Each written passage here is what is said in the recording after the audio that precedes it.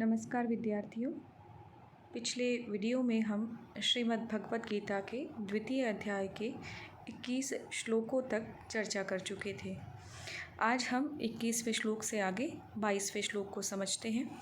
प्रसंग चल रहा है कि भगवान श्री कृष्ण अर्जुन को समझा रहे हैं जब वह शोक से विषाद से युक्त हो चुका है और युद्ध न करने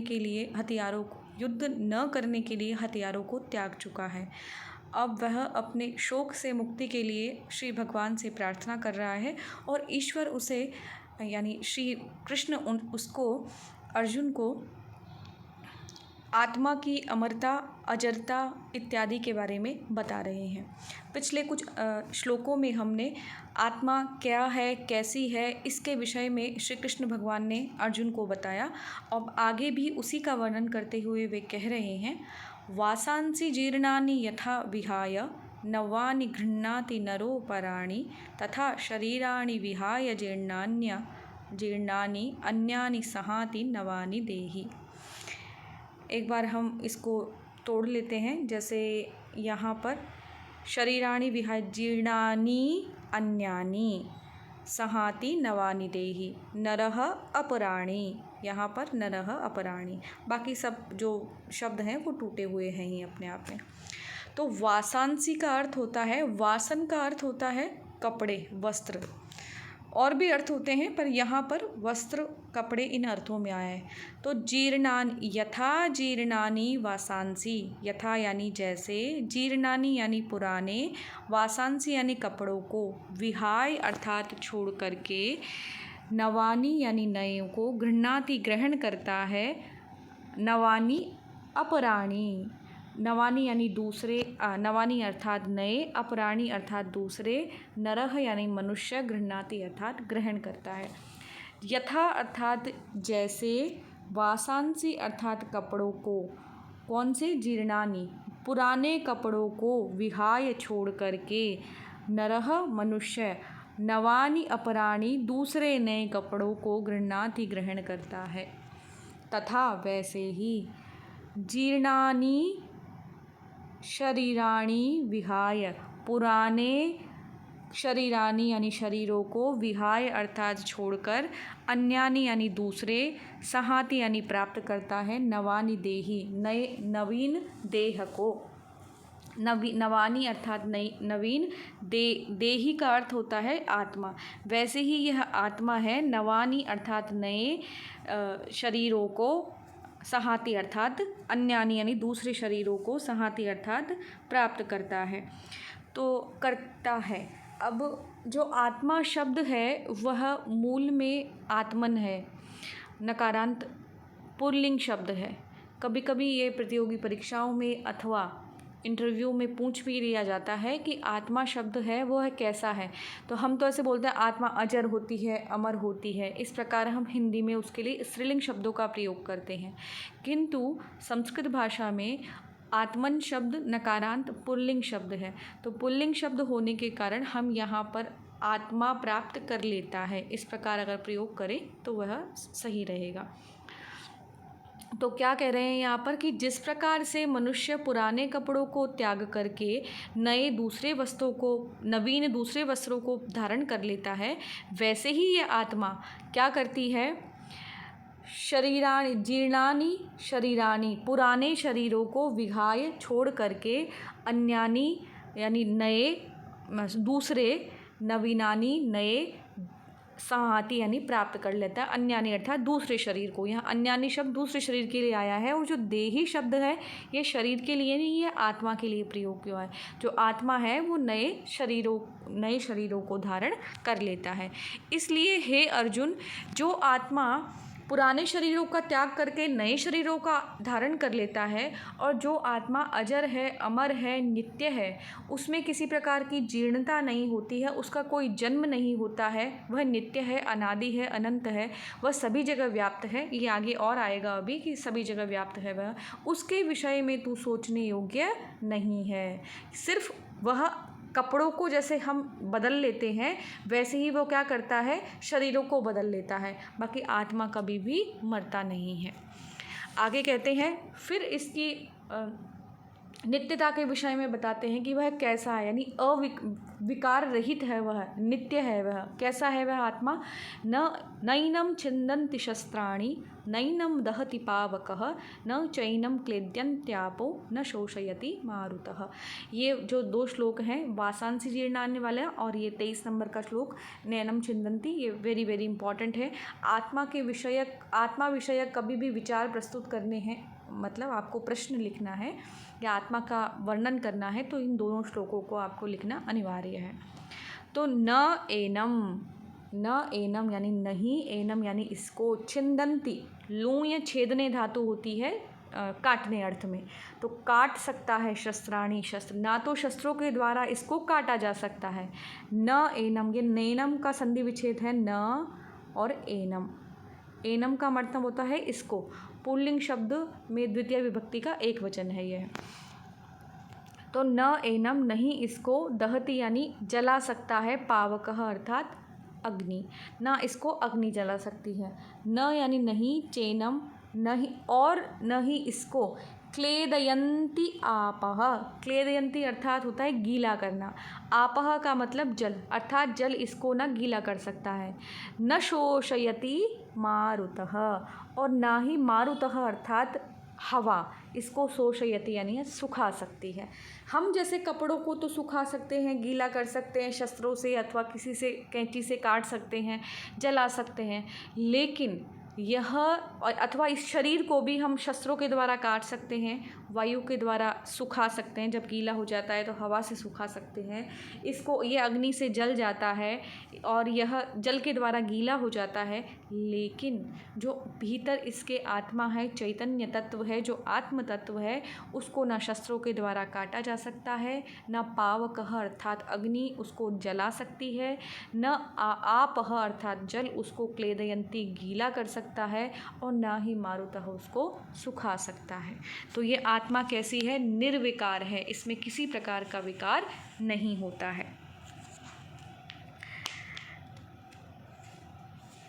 इसके बाद अगला श्लोक है अच्छेद्योऽयम् अधाय्योऽयम् अक्लेद्यो शोष्यो एव च नित्य सर्वगतः स्थाणुर अचलोऽयं सनातनः। ये कैसा है? जैसे हम पिछले श्लोक में बात करते आ ही रहे हैं, ये कैसा है? अछेद्य है, इसको काटा नहीं जा सकता। छेद्य का मतलब होता है काटना, मैंने आपको अभी भी बताया, लू या छेदने धातु होती है काटने अर्थ में। ये कैसा है? अछेद्य अर्थात इसको काटा नहीं जा सकता। अयम अदाय्यः, इसको तोड़ेंगे अपन तो क्या बनेगा? अयम यानी यह जो आत्मा है वह कैसी है? अदाय्य है, इसको जलाया नहीं जा सकता। अयम यानी यह, अक्लेद्यः ये जुड़ कर आएगा, यहाँ पर ये शब्द है, ये जुड़ कर आएगा। अक्लेद्य अर्थात यह क्लिद नहीं होती है, अर्थात गीली नहीं होती है, और अशोष्य, और यह सूखती भी नहीं है, यानी इसको सुखाया भी नहीं जा सकता। यहाँ ये थोड़ी मिस्टेक है, आप इसका थोड़ा ध्यान रखिएगा। ये जो संपूर्ण पंक्ति है ये पूरी एक ही है, शोष्य तक एक ही है, एवचा यानी ऐसी ही है यह। तो इसको हम जला नहीं सकते, इसको हम क्षमा कीजिएगा, अच्छेद्य अर्थात इसको हम काट नहीं सकते। यह आत्मा अदाय्य है, इसको हम जला नहीं सकते। अक्लेद्य है, इसको हम गीला नहीं कर सकते। और ये कैसी है? अशोष्य है। कैसी है? और उसके बाद नित्य, यह नित्य है, अर्थात न इसका जन्म होता है न इसकी मृत्यु होती है। इसके बाद ये कैसी है? सर्वगतः, यह सभी जगह है, विद्यमान है। सर्वगतः का अर्थ है सभी जगह जो जा सकता है। अब जाने का मतलब नहीं एक स्थान से दूसरे स्थान पर चला जाए, या कोई भी कठिन दुर्गम जगह है वहाँ भी जा सकता है। सर्वगतः का मतलब सभी जगह वह विद्यमान है, सर्वव्यापी है। सर्वगतः का मतलब है सर्वव्यापी है। स्थाणु का मतलब है अचल है, स्थिर है। वैसे स्थाणु शब्द ठूंठ के लिए प्रयोग करते हैं। ठूंठ किसको बोलते हैं? जो एक ही जगह स्थिर रहता है। देखो ये एक ही जगह स्थिर है, फिर सब जगह व्याप्त है, अर्थात सभी जगह व्याप्त है, इसीलिए वह स्थिर है। और कैसी है? अचल, इसको हम तोड़ेंगे तो यहाँ पर क्या बनेगा? स्थाणु अचलः, एक तो वो स्थिर है और दूसरी कैसी है, अचल है, अर्थात चलती नहीं है। यानी संपूर्ण जगह जो व्याप्त है उसको चलने की आवश्यकता ही नहीं है। वो जो चलेगा नहीं वह कैसा होगा, स्थिर होगा। तो स्थिर है, अचल है, सर्वव्यापी है और सनातन है। सनातन यानी पहले भी थी, अभी भी है और आगे भी रहने वाली है। यानी अनादि है, चिरंतन है, हमेशा से है, विद्यमान थी और विद्यमान रहेगी और विद्यमान अभी भी है। तो आत्मा को काटा नहीं जा सकता, जलाया नहीं जा सकता। यानी वह पृथ्वी के अंदर है तो जैसे पृथ्वी में रहता हुआ उसके अंदर भी है, जल के अंदर भी है, अग्नि में भी है, वायु में भी है। तो वह अंतर्यामी है, मतलब हर एक विषय के अंदर है वह, उसका अपना कोई विषय नहीं है। पृथ्वी में, जल में, वायु में, अग्नि में, संसार में जितने भी पंच तत्व हैं उन सभी में वह विद्यमान है। इसके अतिरिक्त इस ब्रह्मांड में और कुछ है नहीं, इन्हीं से मिलकर ये सृष्टि हुई है, तो वह सभी में विद्यमान है। ऐसा नहीं कह सकते आत्मा का विषय यह है। जैसे हम ऐसा कहते हैं कि तत्र गंधवती पृथ्वी, पृथ्वी किससे पहचानोगे कि शरीर में जहाँ गंध आ रही है वह हिस्सा किसका है, पृथ्वी का है। अथवा जहाँ जहाँ हमको गंध आती है वह हिस्सा किसका है, पृथ्वी का है। जहाँ पर द्रव है वह क्या है, जल है, ठीक है। और लेकिन आत्मा के विषय में ऐसा नहीं कहा जा सकता है कि इसका विषय यह है, क्योंकि यह सभी के अंदर व्याप्त है, ऐसा यहाँ कहना चाह रहे हैं। तो एक उपनिषद में भी कहा गया है इसके बारे में कि नित्यः सर्वगतो ह्यात्मा कूटस्थो दोषवर्जितः, कि यह जो आत्मा है नित्य है, सभी जगह विद्यमान है और कूटस्थो अर्थात स्थिर है और दोषवर्जितः, किसी भी प्रकार के दोष से रहित है यह। नेक्स्ट श्लोक पे चलते हैं।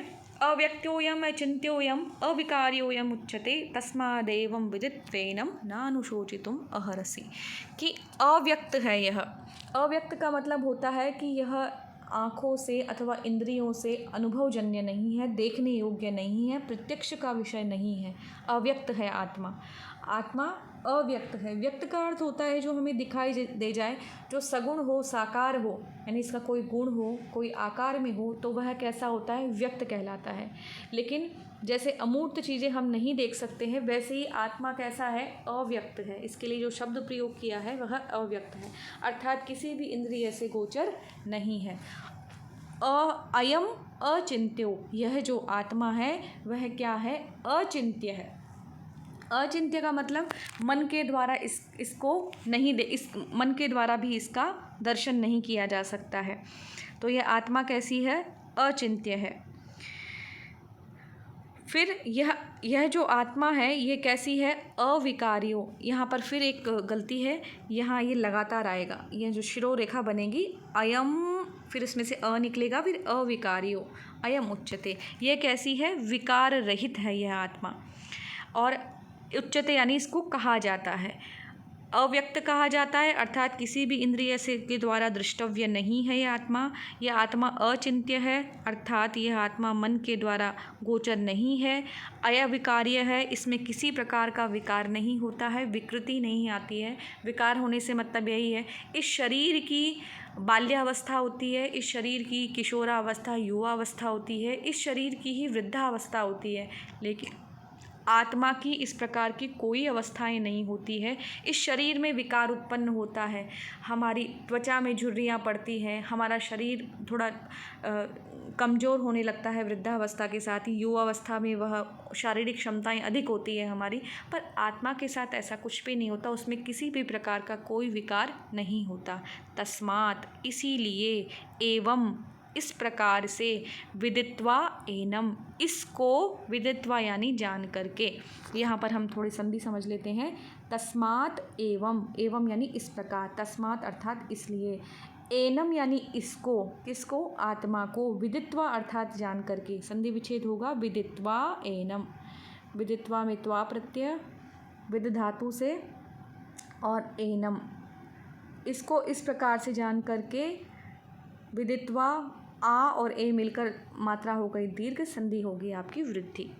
इसको इस प्रकार से जान करके न यानी नहीं, अनुशोचितुम तुम सोचने के योग्य नहीं हो, यानी इस आत्मा के विषय में तुम्हें बिल्कुल भी नहीं सोचना चाहिए, क्योंकि यह सभी जगह विद्यमान है, ना इसको किसी के द्वारा देखा जा सकता है, ना सोचा जा सकता है, और ये विकार रहित है। इसलिए हे अर्जुन, इस आत्मा को तुम इस प्रकार से जानो और तुम इसके बारे में बिल्कुल भी शोक मत करो।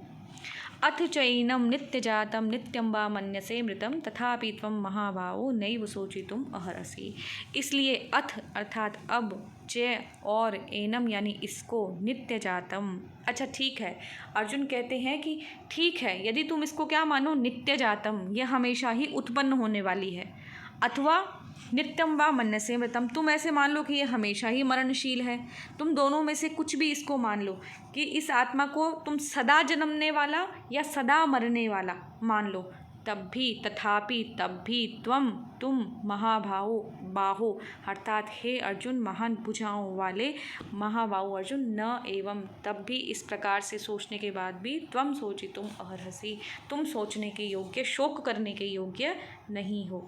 क्योंकि देखो, अगर तुम इसको नित्य जन्मने वाला मानोगे तो जिसका जन्म होगा उसकी मृत्यु अवश्य होगी। अगर तुम ये मानोगे कि मरने वाला है तो जो मरने वाला है उसका जन्म अवश्य होगा। ये वाली बात अभी आगे वाले श्लोक में बताएंगे। क्या कहेंगे कि जिसका जन्म हुआ है उसकी मृत्यु अवश्यंभावी है, और जिसका मृत्यु हो गई उसका जन्म अवश्यंभावी है। तो एक मांडुक्य कारिका है, उसमें भी कहा गया है ऐसा, न भवत्य अमृतम मर्त्यम न मर्त्यम अमृतम तथा प्रकृते अन्यथा भावो न कथनचित भविष्यति। मरण रहित वस्तु कभी भी मरणशील नहीं होती, और मरणशील जो है वो कभी भी मरणहीन नहीं हो सकता।